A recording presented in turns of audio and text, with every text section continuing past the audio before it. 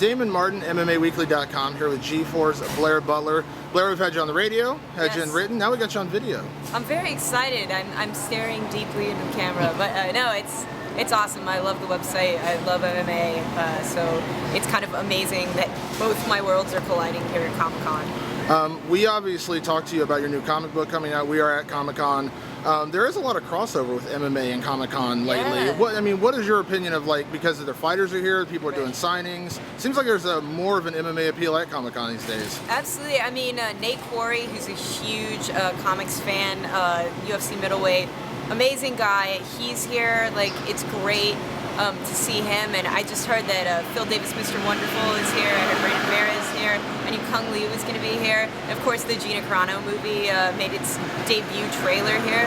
So it's like we do have all these people from the world of MMA and the world of comics. And like, I hope there's going to be even more overlap in the future. But I just kind of feel like there's something idealized about the human form in comics, and definitely in MMA you get people with the most sort of like idealized musculature of anybody ever. It's crazy. Now we talked to you about your new comic, Heart, that comes out later this year. Yeah, November 2nd, I think. There we go. There we go. Yeah. Obviously, you're a big fan of MMA, but what was the inspiration? I mean, you could do any kind of comic you wanted. Obviously, you're a huge comic fan just beyond MMA. What was the inspiration to do an MMA-related comic? You know, I obviously love MMA. There was an MMA story that I wanted to tell it's a little bit of a metaphor, and hopefully if you read it, you'll kind of take that away from it. But I absolutely love the sport.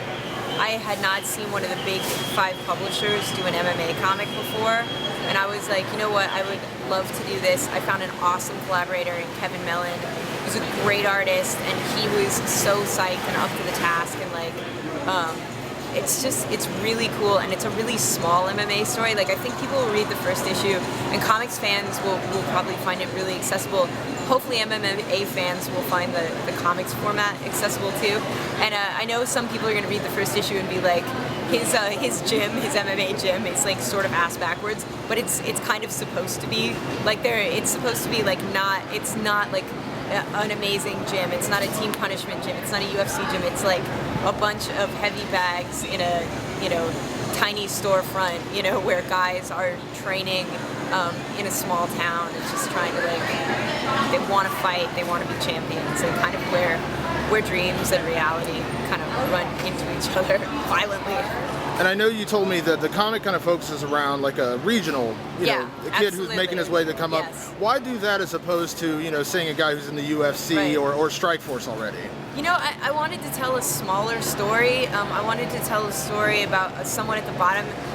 Also, I wanted to tell a really personal story. And I think the idea of someone who finds this sport and who doesn't kind of have a focus or drive or a thing that they know they want to do, like they don't know what their destiny is, and finds the sport and is like, you know what, I want to do this. Like, I want to do this for the rest of my life. Like, that really appealed to me. What are your greatest goals, I guess I should say, with this comic? Because it really is combining 2 passions, and it's also, even though there's a lot of MMA fans and comic book fans around the same age, just now we're starting to see more and more of the crossover. Absolutely. I think my goal was hopefully get some MMA fans reading comics. Hopefully we get some comics fans into MMA. But overall, I want to tell a story. It'd be awesome if people like it enough. I definitely want to keep going. Like, there are so many stories I want to tell at all levels of the sport.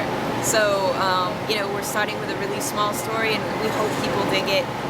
We hope people will give it a chance and take a gamble on a little black and white comic.